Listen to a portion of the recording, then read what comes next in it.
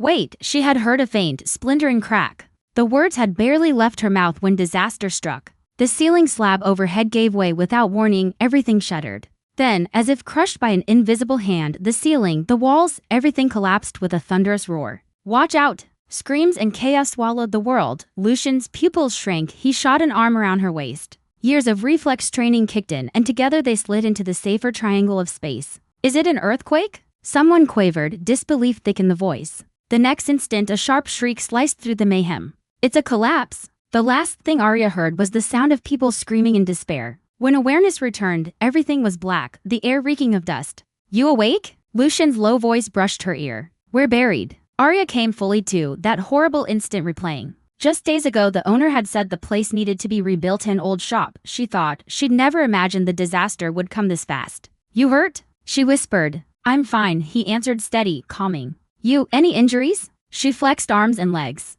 I'm okay. They were packed into a pocket so tight she could hear his heartbeat. The neatly wrapped gift had vanished. Above them now were snarled concrete hunks and crooked rebar. Outside, faint pleas and sobs drifted somewhere far away. Thinking fast, she tried to reassure him. Let's swap positions, don't worry, the family-owned medical center isn't far. This much noise must have drawn help, yeah.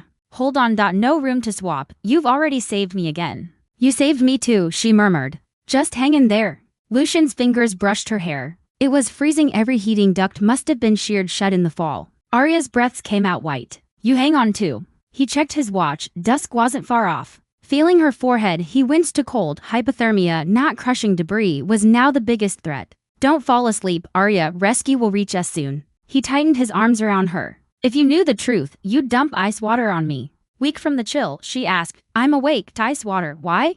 I mistook you for someone else, he said hoarsely, chin resting against her hair. That account I bought, I thought it was run by you. Arya jolted, memory clicked. When she'd gone to that family to buy it back, neighbors had mentioned their sudden windfall. He conned you? Didn't you see my post saying I wasn't using that old QQ handle anymore? No, maybe the post was deleted. Her fingers clutched his coat. She remembered their first meeting, how cold he'd been in the noisy karaoke room where Sebastian's roommate buddies were up slapping backs and clinking glasses. Half dashlit, only he sat in shadow. Lazily swirling a glass, most of his frame wrapped in gloom, she couldn't read his expression. Just those distinct, wrinkle fingers drumming a keep-away warning, rich second-generation types, she'd thought always. A layer of unreachable arrogance. How much did he steal? Suddenly her mind was sharp again. She hated money scamming more than heart scamming. Using her name for it, worse, she lifted her gaze into his dark eyes. Tell me, what did they do while wearing my face? But after looking, she was furious. No wonder when her mother was sick, that family had wired a charity sum. She'd send it back, touched by their kindness. Now, in the files he'd pulled for her, stolen photos, voice memos, video grabs, everything had been forwarded to Lucian. The take, all under the sick relative excuse, cleared $1 million.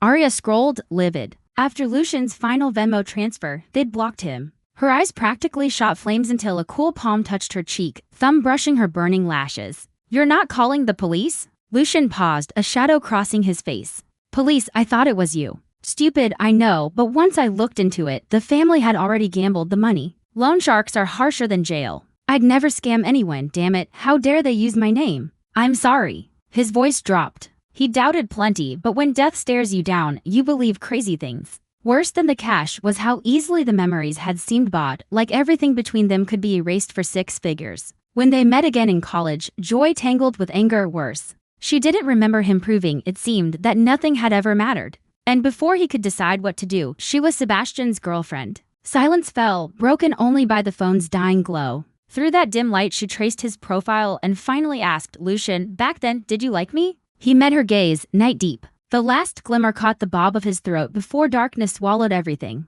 Sight gone, sound sharpened. In the hush his cool jade voice struck each word like drops into still water. Yes, I did. And I still do. After the flare of anger her body chilled again, he folded her into his warmth. Liking you is my choice. Zero pressure, zero obligation. Only now do I see how many coincidences we bungled. Arya's head spun, frost crept in. But the ground conducted heat away fast, and he still kept her above it, shielding her. Someone once said, never decide anything at night. Silence nudges reason aside. She fisted his coat. Lucian, HMM? If we make it out reborn, right? Let's pick the other road for once, no more accidents. His arms vised so tight she felt bone. It was the clutch of a man who'd found treasure lost long ago. Deal. Across town, Sebastian's cool gaze slid over calligraphy copybooks. He'd always claimed handwriting calmed him, but after vacation or, more accurately, after being blocked, calm eluded him. Irritated, he took a friend's call, pressing his temple when the calligraphy brush slid from his fingers, rolling across the priceless hardwood desk and leaving a glaring streak of ink. Sebastian shot to his feet and froze, his voice so hoarse it didn't sound like his own. Collapse missing? He rasped, every word scraped raw across his throat. He ended the call and immediately dialed the contact pinned at the top of his list. Each unanswered ring wound his heart tighter. He pressed his white-knuckled fingers to the desk. In the dead hush of endless tone, he finally tasted the crushing, directionless dread she had felt every time he vanished without explanation. Hours or minutes blurred. Arya drifted in and out, aware of a faint scrape above her. She began tapping a steady rhythm on the exposed steel pipe beside her. Shouts answered at once, "Someone's here." Her throat was sandpaper. "Lucian," she whispered, "we're saved." Lucian's lips lifted in the ghost of a smile. He brushed her cheek with the back of his hand. Arya caught his chilled fingers and closed them inside her own. The darkness overhead shattered into white light. An orange rescue suit swung into view amid camera flashes. "Arya, over here!" Another survivor. Strangers yelled in the swirl of dust. Sebastian wrapped her in a thick quilt, lifting her with infinite care, his arms locked around the person he'd thought lost forever. Every motion feather light, as though the moment might burst like a soap bubble. "Arya," he murmured, incapable of coherent thought after the hours of fear. Her lashes fluttered, colorless lips parted on the faintest thread of sound. He bent quickly, catching it. "How's Lucian?" Sebastian went rigid.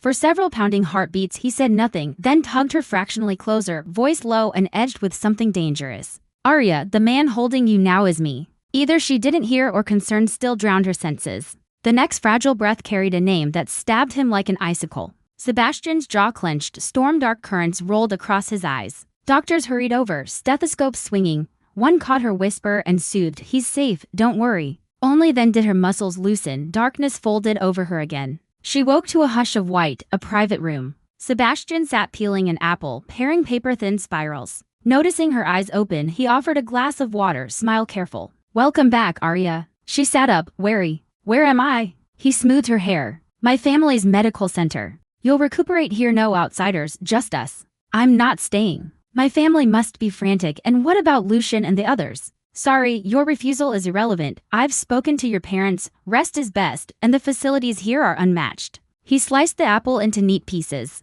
"As for Lucian, no idea, his driver probably collected him. At any rate, he isn't buried under rubble. Funny how concerned you are." He leaned in, framing her in an embrace that hovered just short of contact. "You move on quickly, Arya. We're over, Sebastian. I never agreed. I always assumed we'd marry after graduation. That was never going to happen." "Because of Lucian?" She shook her head emphatically. "This started long before he reappeared. I see people for myself, Sebastian. I chose you once, came back bruised and empty." He buried his face against her neck. "Not this time." "I believed that too," she whispered. "The day I asked to talk, I wanted to try again. You never showed." The memory hit him like a cudgel, breath snagged in his chest. "Arya, I'm sorry." She met his gaze, calm and final. "We missed our moment. Don't make me regret ever loving you." The bedside phone rang. He lifted the receiver to a measured, elderly voice. "Young master, is Miss Sterling with you?" The caller didn't wait. "Sir is furious. The Alpine collapse is headline news. Don't provoke him further. It's been nearly 24 hours. The voice recited, pursuant to Section 238 of the Criminal Code, whoever unlawfully detains another by force or any other means. Sebastian hung up. Hair fell across his eyes. "My intent was never to hurt you. I'm clumsy with feelings, yet that's no excuse. I never imagined I could love anyone this fiercely. Disgusting as that sounds, I'm sorry for every wound I gave you. Don't worry, it ends now."